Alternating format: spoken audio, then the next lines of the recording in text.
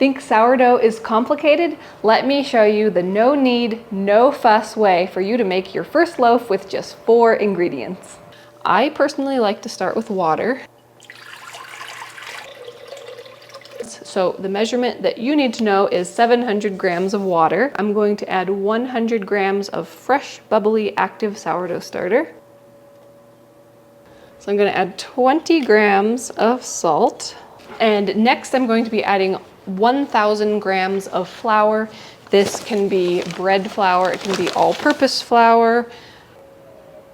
And the next step is to just mix everything together. Now that we have everything combined and the flour is just hydrating, then I like to cover it. And we're just gonna let that sit for 30 minutes so the flour can finish hydrating. So the next step is to do like 20 to 30 stretch and folds. You grab one end at the top, stretch it up, fold it over itself.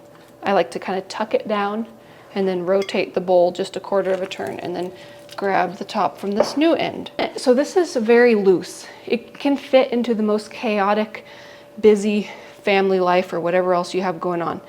But what you want to aim for is at least 4 stretch and folds over the next 2 hours. Now you can see when you get to your last one, especially on a day like today when it's warm, you can already feel it starting to kind of puff up a bit as all of those friendly little microbes in the sourdough starter are going to work. So I'm going to be stretching and folding gently.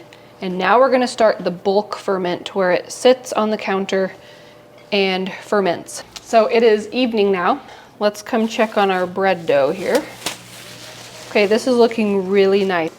Putting some flour on the counter. I'm also sprinkling it in each of my little baskets. We just gather up the ends. Pinch it all together, transfer it gently to the basket.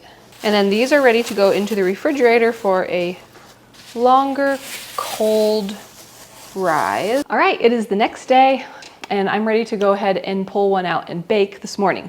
So scoring not only looks pretty, but it also gives the loaf an organized path as it wants to expand in the oven. I think that's looking nice. We're gonna go with that. So now it's ready to cool on a cooling rack. What I like to check for to make sure that bread is done is that the bottom sounds hollow when you tap on it. And you don't want to slice this right away. You want to wait for it to fully cool. Otherwise it'll just be very gummy if you try to slice it while it's still hot. So it just gets to cool here and later on we'll be able to slice it and enjoy it.